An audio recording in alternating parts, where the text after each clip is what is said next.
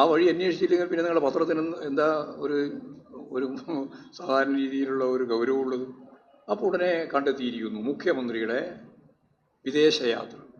മുഖ്യമന്ത്രിക്ക് വിദേശയാത്ര ചെയ്യണമെങ്കിൽ എന്തെല്ലാം കടമ്പകൾ കടക്കണം എന്നാണ് നിങ്ങൾ ധരിക്കുന്നത്?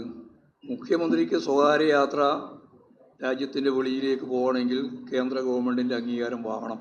പാർട്ടി എന്നാണ് എന്നുള്ളതുകൊണ്ട് പാർട്ടി മെമ്പർമാർ വിദേശത്തേക്ക് പോകുമ്പോൾ പാർട്ടിയുടെ സമ്മതം വാങ്ങണം. ഇത് രണ്ടും വാങ്ങിയിട്ട് തന്നെയാണ് മുഖ്യമന്ത്രി സ്വകാര്യ സന്ദർശനവുമായിട്ട് ബന്ധപ്പെട്ട് പോയിട്ടുള്ളത്.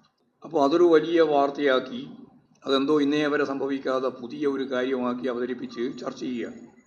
ആ ചർച്ചയ്ക്ക് പിന്നിൽ ഒറ്റ കാര്യം മാത്രമേ ഉള്ളൂ: രാഷ്ട്രീയ വിരോധം, കമ്മ്യൂണിസ്റ്റ് വിരുദ്ധത, ഇടതുപക്ഷ വിരുദ്ധത. ആ ഇടതുപക്ഷ വിരുദ്ധതയുടെ ഭാഗമായിട്ടാണ് നിങ്ങളിത് വൈകുന്നേരത്തെ ചർച്ചയിലെ പ്രധാനപ്പെട്ട അജണ്ടയാക്കി മാറ്റിയത്.